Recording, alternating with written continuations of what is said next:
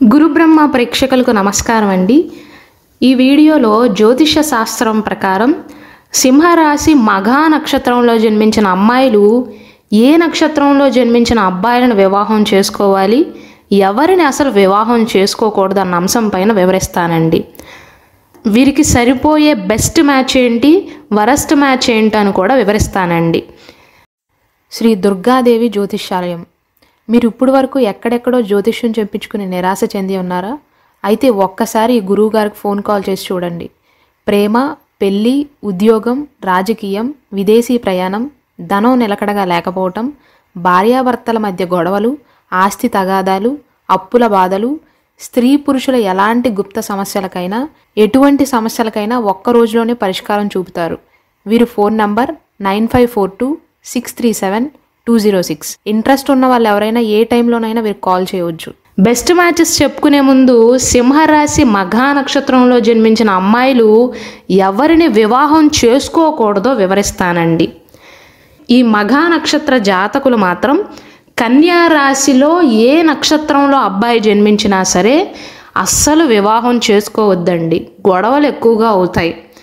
ఉత్తరా నక్షత్రం 2, 3, 4 పాదాలలో కానీ, హస్తా నక్షత్రంలో కానీ, చిత్త 1, 2 పాదాలలో జన్మించిన అబ్బాయిలను మాత్రం పొరపాటును కూడా వివాహం చేసుకోకూడదు. చేసుకుంటే ఏమవుతుందండి అని అడుగుతారు చాలామంది. మీకు వారికి మెంటాలిటీ అనేది అసలు సెట్ కాదండి. దానికి తోడుగా బకోట దోషం కూడా సూచిస్తుంది. బకోట దోషం అంటే రాశికోటం అనుకూలంగా లేదు అని అర్థం అండి. బకోట దోషం సూచిస్తున్నా వివాహం చేసుకున్నట్లయితే పెళ్ళికి ముందు బాగానే ఉంటుంది. పెళ్ళికి ముందు అట్రాక్షన్ ఉన్నా సరే పెళ్ళైన తర్వాత మాత్రం ఎక్కువగా కష్టాలు అనుభవించవలసి వస్తుంది. అంటే దంపతులు ఇద్దరూ కూడా సర్దుకోలేకపోతారండి. అమ్మాయి వల్ల అబ్బాయి ఇబ్బంది పడటం కానీ, అబ్బాయి వల్ల అమ్మాయి ఇబ్బంది పడటం కానీ జరుగుతుంది. ఇద్దరిలో ఎవరో ఒకరు బిక్కును బ్రతకవలసి వస్తుంది. ఇద్దరిలో ఎవ్వరికి బాగోకపోయినా సరే జ్యోతిష శాస్త్రం ప్రకారం వివాహం చేయొద్దు అని సూచిస్తాము.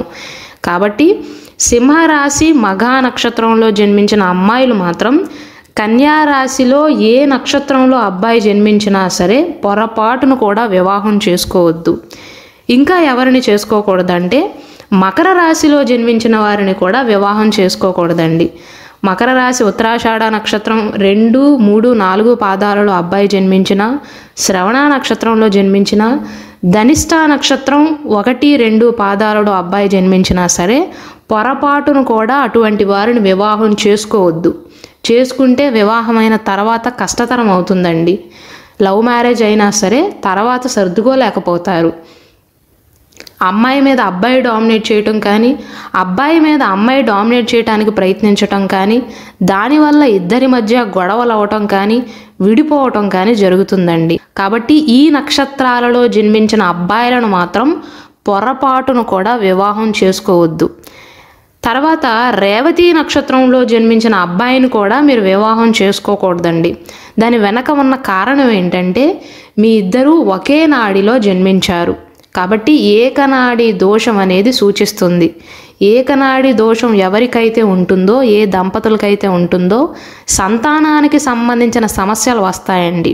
అంటే సంతానానికి జన్మనివ్వలేకపోవటం కానీ, సంతానలేమి దంపతులుగా మిగిలిపోవటం కానీ ఇలాంటి ఫలితాలు ఉంటాయి. లేదా సంతానం జన్మించిన తర్వాత అయినా సరే దంపతులు ఇద్దరూ విడిపోవటం కానీ ఇలాంటి పరిణామాలు ఉంటాయి. కాబట్టి రేవతి నక్షత్రంలో జన్మించిన అబ్బాయిని కూడా వివాహం చేసుకోకూడదు. అలాగే స్వాతి నక్షత్రంలో జన్మించిన అబ్బాయిని కూడా మీరు వివాహం చేసుకోకూడదండి. మీ ఇద్దరి మధ్య కూడా ఏకనాడి దోషం సూచిస్తుంది.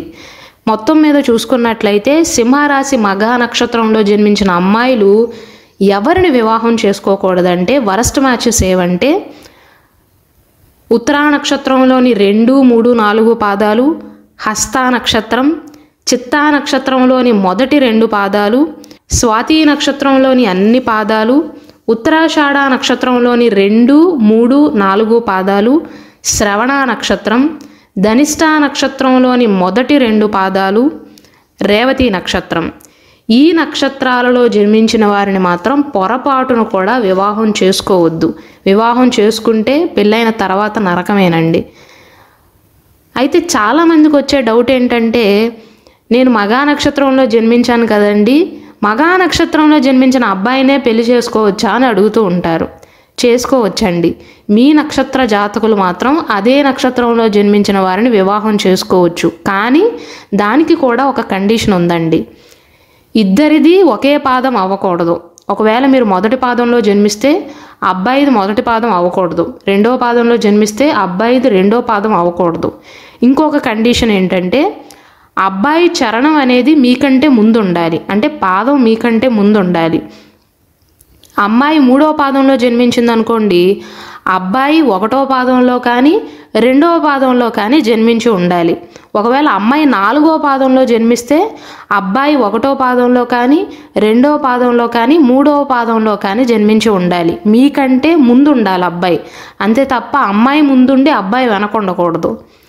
అమ్మాయి ఒకవేళ మొదటి పాదంలో జన్మించింది అనుకోండి, వారు ఇక ఆ నక్షత్రంలో జన్మించిన వారిని వివాహం చేసుకోకూడదు, ఎందుకంటే అబ్బాయి వెనక్కి వెళ్తాడు. ఇక మగా నక్షత్రంలో జన్మించిన అమ్మాయిలకు బెస్ట్ మ్యాచెస్ ఏవంటే పాయింట్లతో సహా వివరిస్తానండి. అంటే జ్యోతిష శాస్త్రం ప్రకారం అష్టకోట గుణమేళాన్ని చూస్తారండి. అందులో 36 పాయింట్లకు గాను క్యాలిక్యులేట్ వేస్తాం.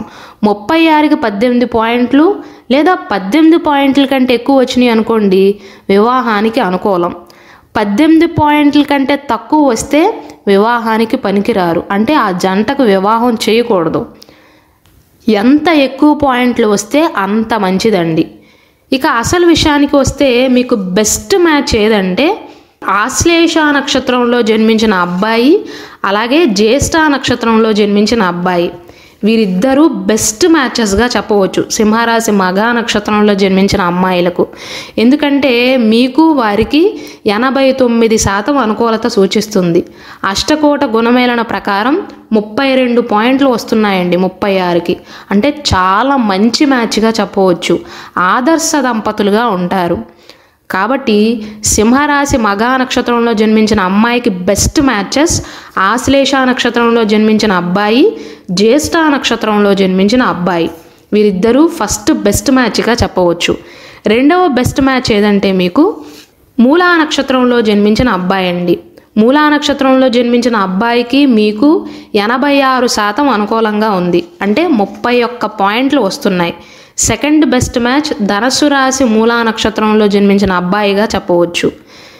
ఈ సింహరాశి మగా నక్షత్రంలో జన్మించిన అమ్మాయిలకి థర్డ్ బెస్ట్ మ్యాచ్ ఏదంటే విశాఖ నక్షత్రం 4వ పాదంలో జన్మించిన అబ్బాయి అండి. మీ మైండ్ సెట్ వారి మైండ్ సెట్ కూడా చాలా బాగా కలుస్తుంది. 85% అనుకూలత సూచిస్తుందండి, అంటే 30.5 పాయింట్లు వస్తున్నాయి. థర్డ్ బెస్ట్ మ్యాచ్ విశాఖ నక్షత్రం 4వ పాదంలో జన్మించిన అబ్బాయి అండి. మీకు ఫోర్త్ బెస్ట్ మ్యాచ్ ఏదంటే పుబ్బా నక్షత్రంలో జన్మించిన అబ్బాయి. పుబ్బా నక్షత్రంలో జన్మించిన అబ్బాయికి మీకు 83% అనుకూలం, అంటే 30 పాయింట్లు వస్తున్నాయి. ఫోర్త్ బెస్ట్ మ్యాచ్ సింహరాశి పుబ్బా నక్షత్రంలో జన్మించిన అబ్బాయిగా చెప్పవచ్చు. మీకు ఫిఫ్త్ బెస్ట్ మ్యాచ్ ఏదంటే కృతికా నక్షత్రం 1వ పాదంలో జన్మించిన అబ్బాయి అండి. మీకు వారికి 82% అనుకూలం, అంటే 29.5 పాయింట్లు వస్తున్నాయి. ఫిఫ్త్ బెస్ట్ మ్యాచ్ కృతికా నక్షత్రం 1వ పాదంలో జన్మించిన అబ్బాయి.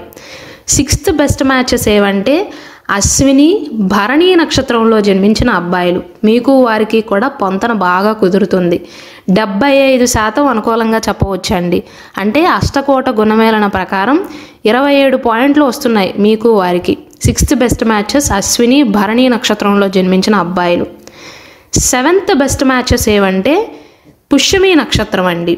పుష్యమి నక్షత్రంలో జన్మించిన అబ్బాయి, సింహరాశి ఉత్తరా నక్షత్రం 1వ పాదంలో జన్మించిన అబ్బాయి, పూర్వభాద్ర నక్షత్రం 4వ పాదంలో జన్మించిన అబ్బాయి, ఉత్తరాభాద్ర నక్షత్రంలో జన్మించిన అబ్బాయిలు, వీరికి మీకు కూడా బాగా కలుస్తుంది. 74% అనుకూలంగా చెప్పవచ్చు. 26.5 పాయింట్లు వస్తున్నాయండి. కాబట్టి ఈ 4 నక్షత్రాలలో జన్మించిన వారిని సెవెంత్ బెస్ట్ మ్యాచెస్గా చెప్పవచ్చు. ఎవరంటే పూర్వభాద్ర నక్షత్రం 4వ పాదం, ఉత్తరాభాద్ర నక్షత్రం, కర్కాటక రాశి పుష్యమి నక్షత్రం, అలాగే సింహరాశిలోని ఉత్తరా నక్షత్రం 1వ పాదం, వీరు సెవెంత్ బెస్ట్ మ్యాచెస్గా చెప్పవచ్చు. ఎయిత్ బెస్ట్ మ్యాచ్ ఏదంటే మీకు ధనస్సు రాశి పూర్వాషాఢ నక్షత్రంలో జన్మించిన అబ్బాయి మీకు ఎయిత్ బెస్ట్ మ్యాచ్గా చెప్పవచ్చు. 72% అనుకూలం అండి. అంటే 26 పాయింట్లు వస్తున్నాయి. వీరికి మీకు కూడా పొంతన బాగానే కుదురుతుంది. సింహరాశి మఘా నక్షత్రంలో జన్మించిన అమ్మాయిలకు 9th బెస్ట్ మ్యాచెస్ ఏవంటే పునర్వసు నక్షత్రం 4వ పాదంలో జన్మించిన అబ్బాయి, అలాగే అనురాధ నక్షత్రంలో జన్మించిన అబ్బాయి, వీరిద్దరూ కూడా మీకు 9th బెస్ట్ మ్యాచెస్గా చెప్పవచ్చు. 71% అనుకూలంగా ఉందండి. 25.5 పాయింట్లు వస్తున్నాయి అష్టకోట గుణమేళన ప్రకారం. కాబట్టి 2 నక్షత్రాలలో జన్మించిన అబ్బాయిలు 9th బెస్ట్ మ్యాచెస్గా చెప్పవచ్చు. 10th బెస్ట్ మ్యాచెస్ ఏవంటే ధనిష్ఠా నక్షత్రం 3-4 పాదాలలో జన్మించిన అబ్బాయి, శతభిష నక్షత్రంలో జన్మించిన అబ్బాయి, చిత్తా నక్షత్రం 3-4 పాదాలలో జన్మించిన అబ్బాయి, విశాఖ నక్షత్రంలోని మొదటి 3 పాదాలలో జన్మించిన అబ్బాయిలు మీకు 10th బెస్ట్ మ్యాచ్గా చెప్పవచ్చు. వీరికి మీకు కూడా పొంతన బాగానే కుదురుతుంది. 11th బెస్ట్ మ్యాచెస్ ఏమంటే కృత్తికా నక్షత్రం 2, 3, 4 పాదాలలో జన్మించిన అబ్బాయి, అలాగే ఉత్తరాషాఢ నక్షత్రం మొదటి పాదంలో జన్మించిన అబ్బాయి మీకు 11th బెస్ట్ మ్యాచ్గా చెప్పవచ్చు. వీరికి మీకు కూడా పొంతన కుదురుతుంది. 12th బెస్ట్ మ్యాచ్ ఏదంటే మృగశిర నక్షత్రం 3, 4 పాదాలలో జన్మించిన అబ్బాయి మీకు 12th బెస్ట్ మ్యాచ్గా చెప్పవచ్చు. 13th బెస్ట్ మ్యాచ్ ఏదంటే మిథున రాశిలోని ఆరుద్ర నక్షత్రంలో జన్మించిన అబ్బాయి, అలాగే పునర్వసు నక్షత్రంలోని మొదటి 3 పాదాలలో జన్మించిన అబ్బాయి మీకు 13th బెస్ట్ మ్యాచ్గా చెప్పవచ్చు. వీరికి మీకు కూడా పొంతన బాగానే కుదురుతుందండి. 14వ బెస్ట్ మ్యాచ్ ఏదంటే కుంభరాశి పూర్వభాద్ర నక్షత్రం మొదటి 3 పాదాలలో జన్మించిన అబ్బాయి, అలాగే వృషభ రాశి మృగశిర నక్షత్రం మొదటి 2 పాదాలలో జన్మించిన అబ్బాయి కూడా మీకు 14th బెస్ట్ మ్యాచ్గా చెప్పవచ్చండి. ఇక లీస్ట్ బెస్ట్ మ్యాచ్ ఏదంటే వృషభ రాశి రోహిణి నక్షత్రంలో జన్మించిన అబ్బాయి అండి. వీరు బార్డర్లో ఉన్నారు. కేవలం 50% మాత్రమే అనుకూలంగా ఉంటుంది. వీలైతే వీరిని కూడా అవాయిడ్ చేయటం మంచిదండి. వృషభ రాశి రోహిణి నక్షత్రంలో జన్మించిన అబ్బాయిని కూడా అవాయిడ్ చేయటం మంచిది. ఇక మొత్తం మీద చూసుకున్నట్లయితే సింహరాశి మఘా నక్షత్రంలో జన్మించిన అమ్మాయిలు ఎవరిని వివాహం చేసుకోవచ్చు అంటే ఆ నక్షత్రంలో జన్మించిన వారినే వివాహం చేసుకోవచ్చు. అయితే పాదాలు కూడా చూసుకోవాలి. అశ్విని, భరణి, కృత్తికా నక్షత్రం, మృగశిర నక్షత్రం, ఆరుద్ర, పునర్వసు నక్షత్రం, పుష్యమి నక్షత్రం, ఆశ్లేష, పుబ్బా నక్షత్రం, ఉత్తరా నక్షత్రంలోని మొదటి పాదం, చిత్తా నక్షత్రంలోని 3, 4 పాదాలు, విశాఖ నక్షత్రం, అనురాధ, జ్యేష్ఠ నక్షత్రం, మూలా నక్షత్రం, పూర్వాషాఢ, ఉత్తరాషాఢ నక్షత్రంలోని మొదటి పాదం, ధనిష్ఠా నక్షత్రంలోని 3, 4 పాదాలు, శతభిష నక్షత్రం, పూర్వభాద్ర, ఉత్తరాభాద్ర ఈ నక్షత్రాలలో జన్మించిన వారిని మాత్రమే మీరు వివాహం చేసుకోవాలండి. మిగిలిన నక్షత్రాల్లో జన్మించిన వారిని మాత్రం వివాహం చేసుకోకూడదు.